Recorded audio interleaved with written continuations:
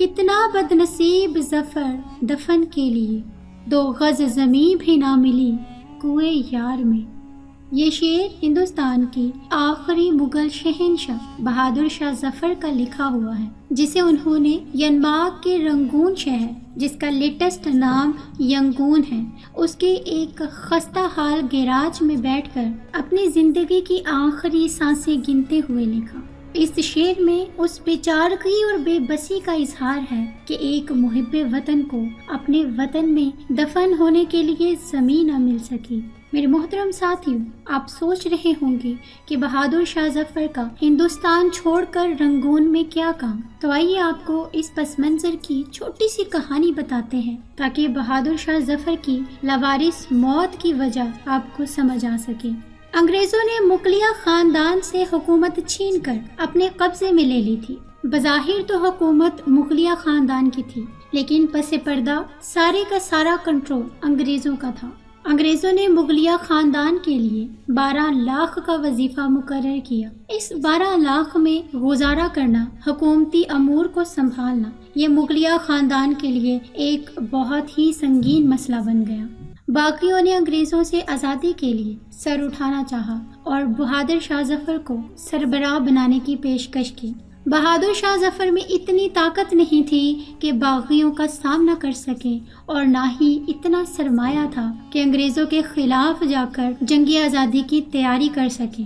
بہرکیف باغیوں نے بہادر شاہ ظفر کو اپنی 1857 کی جنگ آزادی کا سربراہ قائم کیا، جو کہ محض برائے نام تھا، اور یوں ایک قتل و غارت گیری اور لوٹ مار کا سلسلہ شروع ہوا۔ آزادی کی خواہش رکھنے والے باغیوں کے اس انقلاب کو انگریزوں نے غدر کا نام دیا۔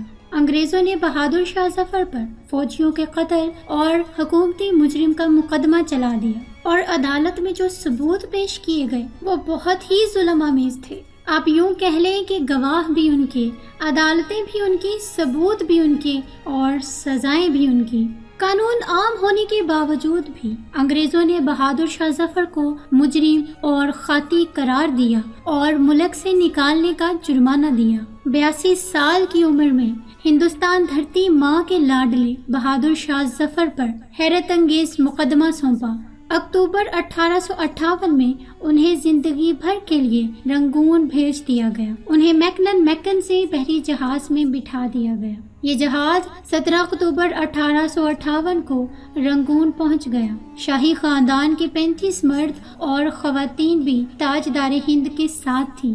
کیپٹن نیلسن ڈیوس، جو کہ رنگون کا انچارج تھا، وہ بندرگاہ پہنچا۔ اس نے بادشاہ اور اس کے حواریوں کو وصول کیا، رسید لکھ کر دی، اور دنیا کی تیسری بڑی سلطنت کے آخری فرما روا کو ساتھ لے کر اپنی رہائش گاہ پر آ گیا۔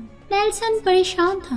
بہادر شاہ ظفر قیدی ہونے کے باوجود بادشاہ تھا، اور نیلسن کا ضمیر گوارا نہیں کر رہا تھا وہ بیمار اور بوڑھے بادشاہ کو جیل میں پھینک دے، مگر رنگون میں ایسا کوئی مقام نہیں تھا جہاں بہادر شاہ ظفر کو رکھا جا سکتا۔ وہ رنگون میں پہلا جلا وطن بادشاہ تھا۔ نیلسن ڈیوس چند لمحے سوچتا رہا، مسئلے کا دلچسپ حل نکالا۔ نیلسن نے اپنے گھر کا گیراج خالی کرایا اور تاجدار ہند ضلع سبحانی اور تیموری لہو کے آخری چشم و چراغ کو اپنے گیراج میں قید کر دیا۔ بادشاہ ظفر 17 اکتوبر 1858 کو اس گیراج میں پہنچا اور 7 نومبر 1862 تک 4 سال وہاں رہا، اور بہادر شاہ ظفر نے اپنی مشہور زمانہ غزل "لگتا نہیں ہے دل میرا اجڑے دیار میں، کس کی بنی ہے عالم ناپائیدار میں" اسی گیراج میں بیٹھ کر لکھی۔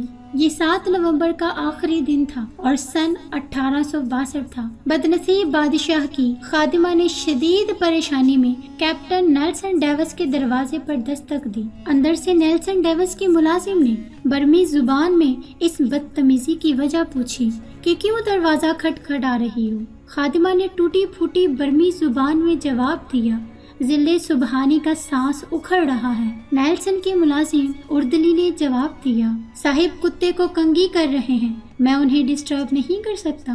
خادمہ نے اونچی آواز میں رونا شروع کر دیا۔ اردلی اسے چپ کرانے لگا، مگر آواز نیلسن تک پہنچ گئی۔ وہ غصے میں باہر نکلا۔ خادمہ نے جب نیلسن کو دیکھا تو وہ اس کے پاؤں میں گر گئی۔ وہ اس مرتے ہوئے بادشاہ کے لیے گیراج کی کھڑکی کھلوانا چاہتی تھی، کیونکہ بادشاہ کی یہ آخری خواہش تھی کہ مرنے سے پہلے وہ اس گیراج کی کھڑکی کو کھلا ہوا دیکھنا چاہتا تھا۔ وہ تازہ ہوا لینا چاہتا تھا، اس کھلی ہوا کا ایک گھونٹ بھرنا چاہتا تھا۔ نیلسن نے اپنا پسٹل اٹھایا، گارڈز کو ساتھ لیا، گیراج میں داخل ہوا۔ بادشاہ کی آخری آرام گاہ کے اندر موت کا سکوت اور اندھیرا تھا۔ نیلسن کا ملازم اردلی لیمپ لے کر بادشاہ کے سرہانے کھڑا ہو گیا۔ نیلسن آگے بڑھا۔ بادشاہ کا کمبل آدھا بستر پر تھا، آدھا فرش پر۔ اس کا ننگا سر تکیے پر تھا، لیکن گردن ڈھلکی ہوئی تھی۔ آنکھوں کے ڈھیلے پپوٹوں کی حدوں سے باہر ابل رہے تھے۔ گردن کی رگیں پھولی ہوئی تھی، خشک زدہ ہونٹوں پر مکھیاں بھن بھنا رہی تھیں۔ نیلسن نے زندگی میں ہزاروں چہرے دیکھے تھے، لیکن اس نے کسی چہرے پر اتنی بے چارگی، اتنی غریب الوطنی نہیں دیکھی تھی۔ وہ کسی بادشاہ کا چہرہ نہیں تھا، وہ دنیا کے سب سے بڑے بھکاری کا چہرہ تھا۔ اس چہرے پر ایک آزاد سانس، جی ہاں، صرف ایک آزاد سانس کی اپیل تحریر تھی، اور یہ اپیل پرانے کنویں کی دیوار سے لپٹی کائی کی طرح ہر دیکھنے والی آنکھ کو اپنی گرفت میں لے لیتی تھی۔ کیپٹن نیلسن نے بادشاہ کی گردن پر ہاتھ رکھا۔ زندگی کے قافلے کو رگوں کے جنگل سے گزرے مدت ہو چکی تھی۔ ہندوستان کا آخری بادشاہ زندگی کی حد عبور کر چکا تھا۔ نیلسن نے لواحقین کو بلانے کا حکم دیا۔ لواحقین تھے ہی کتنے، ایک شہزادہ جواں بخت اور دوسرا اس کا استاد حافظ محمد ابراہیم۔ نیلسن نے سرکاری رہائش گاہ کے احاطے میں قبر کھدوائی اور بادشاہ کو خیرات میں ملی ہوئی مٹی میں دفن کر دیا۔ قبر پر پانی کا چھڑکاؤ ہو رہا تھا، گلاب کی پتیاں بکھیری جا رہی تھیں، تو استاد حافظ ابراہیم دہلوی کے خزاں رسیدہ ذہن میں 23 ستمبر 1837 کے وہ مناظر دوڑنے لگے جب دہلی کے لال قلعے میں 62 برس کے بہادر شاہ ظفر کو تاج پہنایا گیا۔ ہندوستان کے لیے بادشاہ کو سلامی دینے کے لیے پورے ملک سے لاکھ لوگ دلی میں آئے تھے، اور بادشاہ جب لباس فاخرہ پہن کر، تاج شاہی سر پر سجا کر اور نادر شاہی جہانگیری تلواریں لٹکا کر دربار عام میں آیا تو پورا دلی تحسین تحسین کے نعروں سے گونج اٹھا۔ نکارچی نکارے بجانے لگے، گوئیے ہواؤں میں تانے اڑانے لگے، فوجی سالار تلواریں بجانے لگے، اور رقاصائیں رقص کرنے لگیں۔ مگر 7 نومبر 1862 کی اس ٹھنڈی اور بے مہر صبح بادشاہ کی قبر کو ایک خوشالحان کاری نصیب نہیں ہوا۔ حافظ استاد محمد ابراہیم دہلوی کی آنکھوں میں آنسو امڑ آئے۔ اس نے جوتے اتارے، بادشاہ کی قبر کی پائنتی میں کھڑا ہوا اور سورہ توبہ کی تلاوت شروع کر دی۔ حافظ ابراہیم دہلوی کے گلے سے سوز کے دریا بہنے لگے۔ یہ قرآن مجید کی تلاوت کا اعجاز تھا یا پھر استاد ابراہیم دہلوی کے گلے کا سوز تھا؟ کیپٹن نیلسن ڈیوس کی آنکھوں میں آنسو آ گئے۔ اس نے ہاتھ اٹھایا اور اس غریب الوطن قبر کو سلیوٹ پیش کر دیا، اور اس آخری سلیوٹ کے ساتھ ہی مغل سلطنت کا سورج ہمیشہ ہمیشہ کے لیے غروب ہو گیا۔ اب اگر کبھی رنگون جائیں تو آپ کو ڈیگن ٹاؤن شپ کی کچی گلیوں کی بدبودار جھگیوں میں آج بھی بہادر شاہ ظفر کی نسل کے خاندان مل جائیں گے۔ یہ آخری مغل بادشاہ کی اصل اولاد ہے، اصل خاندان ہے، مگر یہ اولاد آج سرکاری وظیفے پر چل رہی ہے۔ یہ کچی زمین پر سوتی ہے، ننگے پاؤں پھرتی ہے، مانگ کر کھانا کھاتی ہے، اور ٹین کے کستروں میں سرکاری نل سے پانی بھرتی ہے۔ مگر یہ لوگ اس قسم پرسی کے باوجود خود کو شہزادے اور شہزادیاں کہتے ہیں۔